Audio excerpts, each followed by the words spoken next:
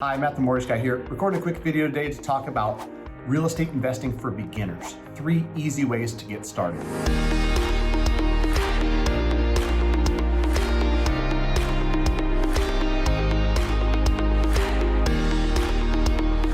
Now, before I get into the video, if you like real estate investing, mortgage, finance, and things like that, if you want straightforward answers, you've come to the right place. Consider subscribing to the channel for more videos like this. Smash the like button for the YouTube algorithm, and thanks for stopping by. So I'll get into it, and I work with a lot of investors, and I'm really passionate about not only mortgage, but real estate and real estate investing. And I see kind of a common theme with folks as they get started. So I wanted to share that in a video format for you to hopefully help you out if you're just getting started in real estate. So these are 3 easy ways to get started when it comes to real estate investing, and ways that I've seen other people do it. And so I think it's a good way to go. First and foremost, if you live in a house that you bought 3 years ago, 5 years ago, it doesn't really matter how long you've owned it, and you plan to upgrade, you plan to move out, one of the easiest ways to get started in investing in real estate and having a rental property is you turn that first one into a rental property. Some folks might have $100,000 in equity, and their plan is, they've got some money in savings, they got the money in equity in their current house, they're gonna sell, and they're gonna buy this next house.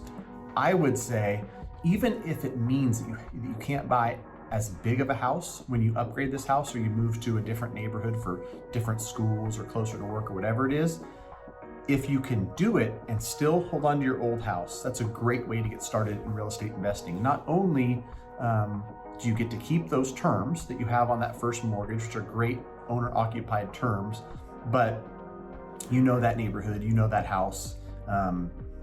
It's just an easy way to get started. So you have to qualify for it. That's a conversation I have with folks all the time on how do they qualify for more than one mortgage. And it's really not that complicated.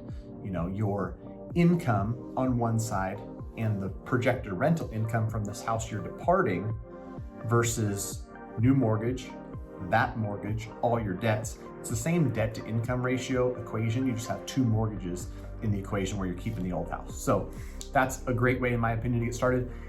Another way to get started is if you haven't bought that first house yet, you haven't bought anything yet, you might consider looking at a house with the intention of, you know what? This is gonna be a starter house. This is gonna be great for the next 2 years, 3 years, 5 years. I know I'm not gonna stay here forever, but you might find a great deal and say, I can live here, I can remodel this house, I can do a couple little upgrades that'll not only up the value, but I know when I'm ready to move on, this thing is in a part of town, or this is near the college, I can rent this thing for $1,700, $1,800 a month.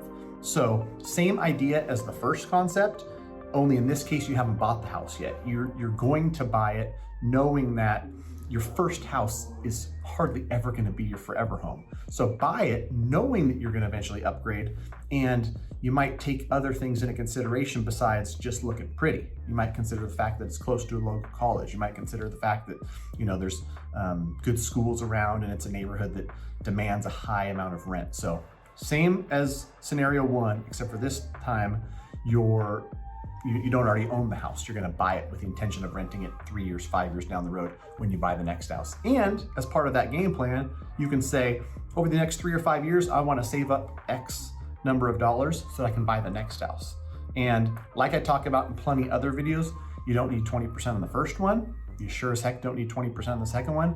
You could buy that first house 3 or 3.5% down, depending on the program.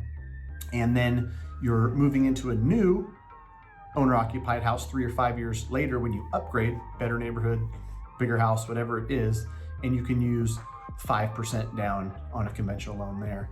And that's just what you have to shoot for and put together. So those are a couple different ways. And the third way, and the really cool way, if you're young, if you don't have a large family, and if you don't mind living next to other people, buy a 2-unit, 3-unit, or 4-unit. And I've talked about this, I'll link the video down below. If you can get a great deal on a 4-plex or a triplex, and you live in one unit and you rent out the others, it's a great way to not only buy your first house, buy your first piece of real estate, but also your first investment properties. It's all in one. It's a place to live, And you're going to get great terms by making it owner-occupied residence, but also it's going to provide income. And even in California, where prices are more expensive, I've got plenty of investor clients or first-time buyers that buy that triplex or that fourplex, and the rents from the other units is going to cover their mortgage. They're essentially living rent-free. Now, if they remodel that unit, or they just after a year, 2 or 3 or 5 get sick of living there and they want to go out and buy something else, that rent that they're going to demand for their unit is going to be pure cash flow if those other units pay for the mortgage. So that's 3 ways that I just thought of that I've seen people do it, and I think it's great. There's obviously a ton of other ways to do real estate investing. I'm super bullish on real estate. I think it's a great investment. I think even for folks that have retirement plans and they've got pensions, real estate as an investment to add on for an additional source of income when you retire, for adding to your net worth, is just a great investment. So any questions in that regard, please feel free to reach out. Matt@mattthemortgageguy.com. I'm happy to help you. Licensed only in California, so if you're in California, we can do business together. If you're outside of California, I'm still more than happy to help you out, give you some good advice, and refer you to somebody in your state that can help you out. Thanks for watching.